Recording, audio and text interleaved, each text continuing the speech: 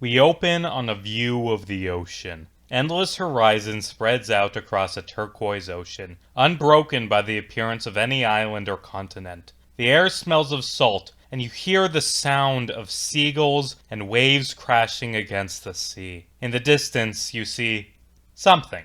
A line sticking out of the blue. As you get closer, you see it as a tower. A massive tower, 1 mile across and several miles high, built of thick gray stone carved with runes. Dotted around the tower are large gaps, holes in which light can enter the tower, illuminating the small town within. Outside the tower is a collection of wooden docks, floating in the waves. 300 years ago, the Great Flood destroyed this world. To save the mortal races from the torrent, the gods created the towers, massive stone buildings reaching to the heavens. The world outside the towers is dangerous, filled with pirates and monsters. This world is filled with darkness. What it needs is heroes. That is how I began a year-long 40-session epic homebrew campaign in Dungeons & Dragons 5th edition. This campaign, the same one as the 10 Perfect Words video, is my favorite campaign I've been a part of. It took place in a deep world with difficult moral choices and elegantly acted, complex player characters. This video is not about the deep part of that campaign. This video is about the player characters in that campaign, a group of adventurers who sailed around in a small boat they called the Wretched Wench. More specifically, this video is about how I based a massive chunk of the campaign's plot on an internet meme. Cut to the docks outside one of the towers. Gardenia Tower, to be precise. Home of a small farming village on the western edge of the Ire Sea. Standing on the docks, waiting for a ferry, we see 5 adventurers. Bounty hunters Ren and Ripley Matarasi, sorcerer and sailor Elbin Bootwater, wily rogues Sean Stryker, and the main protagonists of this video, one Catherine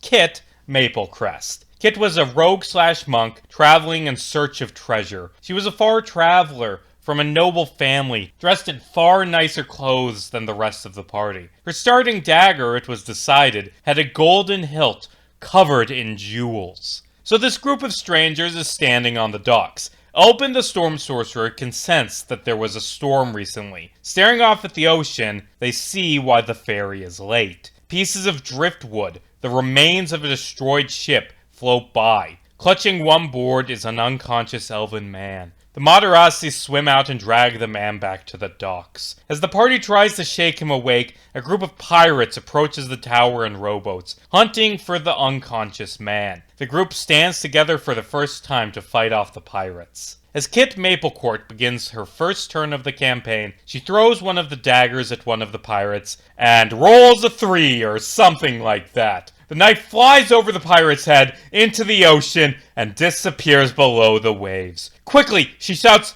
"My knife! That thing is worth 100 gold! Quickly, ignore the pirates and the dying man and go get my knife back!" Ripley, the Water Genasi paladin, springs into action, diving after the knife. And the water is cold.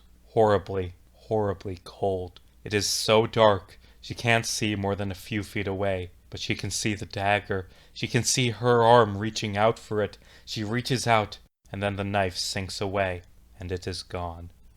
So anyway, the party kills the pirates, the first of many times they will do so, and searches the unconscious man's belongings. He's carrying a small circular medallion, a golden rod, and a diary that says something. Parts of it are burned and unreadable, but I'm sure nothing in it was important. Through some problem solving, the party realizes that there is a large fountain in the middle of the tower, and that within the tower there is a small indent to place the medallion. When the medallion is placed, the fountain slides away, revealing a spiral staircase leading deep within the tower. There, they find a dungeon. The party descends, after first spending an hour getting drunk and playing strip poker. Hey, cool thing I did in this campaign that you should steal? In the opening room of each tower dungeon, I placed a series of 4 murals that provided clues towards the dungeon puzzles. The first dungeon featured a mural showing a massive battle between knights on horseback and a giant monster, foreshadowing that the first room was a chessboard where you needed to move like a knight. One wall showed chains and a lock at the bottom of the ocean, foreshadowing that there was a series of mirrors chained under a swimming pool. One showed rays of light coming from the sky, foreshadowing that there was a laser puzzle, and one showed a ball of fire underwater, creating steam as it is smothered, foreshadowing that the party needed to create steam to reveal a hidden keyhole. I featured murals like this in every single dungeon. The party completes a series of puzzles and opens a door to the boss room. As they enter, a glowing winged snake emerges from the floor and wraps its tail around Ren Madarasi. Ren fails a wisdom saving throw and sees a vision of cities burning to the ground. Ren slashes at the snake with his short sword and the snake recoils. It transforms into smoke and shapeshifts into a large, two-headed ogre that the party easily defeats. A door opens, revealing a room containing a large brazier. Like a fire pit. Not underwear. Okay, the boss wasn't guarding lingerie! Albin double-checks the burnt notebook and realizes he needs to cut his palm and spill his blood in the brazier. As the blood lands, a massive red fire erupts into existence. The party, realizing the golden rod is a torch, stick it in the fire. They carry the fire to the top of the tower, where they find another brazier. Naturally, they light it. Unconscious elf druid guy shows up and jumps into the fire, telling the party to follow him. They do as asked and find themselves in a different tower, in a room full of unlit braziers. Druid guy, I don't remember his name. I mean, I could double check my notes, but it's funnier if I just call him Druid guy. Druid guy explains the plot of the campaign. His father created a torch that can be used to open portals between the towers, meaning people can travel freely without worrying about pirates. He had already lit a few towers and asked the party to light the rest of them.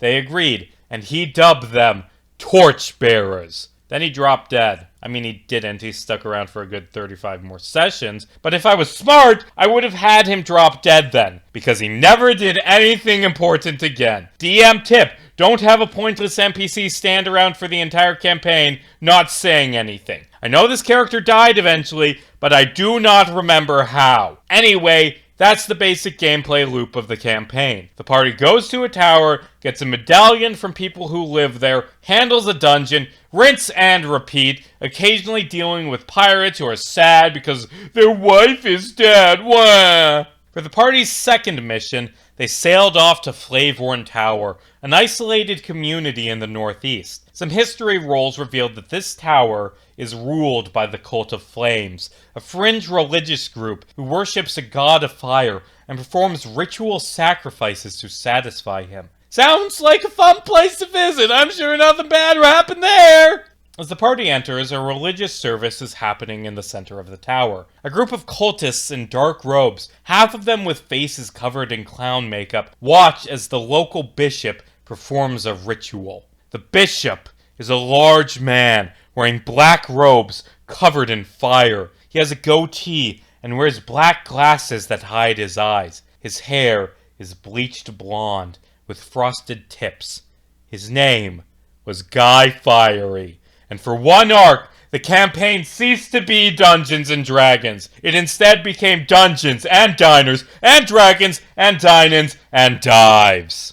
Quickly, Guy Fiery prepares his sacrifice, a foot-long sandwich covered in hot sauce. He throws it in the large fire, giving a satisfying meal to the God of Flames. What, you thought the sacrifice would be a person? Guy Fiery's not a monster! So, dumb excuse plot for the story arc. Flavorn Tower, commonly called Flavortown by the locals, holds yearly cooking contests to determine who should be in charge. This competition just so happened to be the next day. Because the town leader has the dungeon medallion, the party teamed up with a local chef. Let's call him Alton because that's better than generic fantasy name generator name number 203. The party helps Alton by hunting down a rare fish and stealing some expensive barbecue sauce from Guy Fiery. Their preparations complete, the party goes to bed.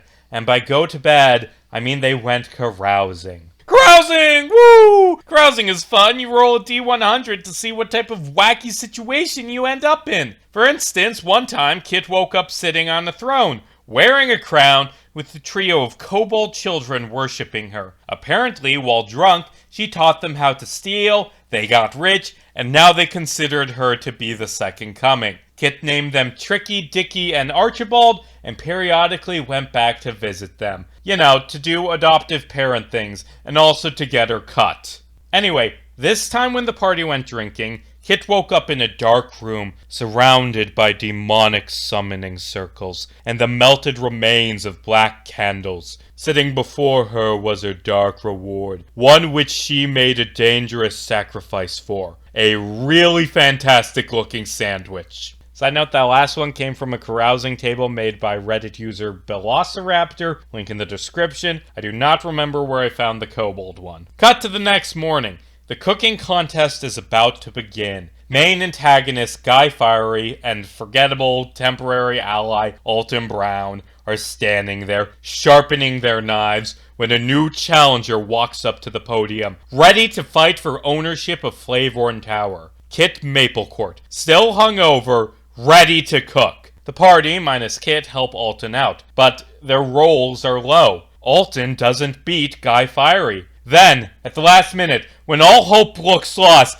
Kit walks over to the judge's table with her meal. A really nice sandwich that she definitely cooked. The sandwich is so good that she is declared Flavor Master, ruler of the tower. Guy Fieri is less than thrilled about losing. He insists that he cooked the sandwich, that this is all just a setup. But fortunately, Kit rolls great on her deception checks. Angered, Guy Fieri rage quits and runs down into the tower basement. The party chases him through the dungeon, taking care to look at the murals shown on screen now. When they reach the brazier room, they engage in a battle against the warlock Guy Fieri. As Fieri is defeated, he throws himself into the already lit brazier. "Cowabunga,"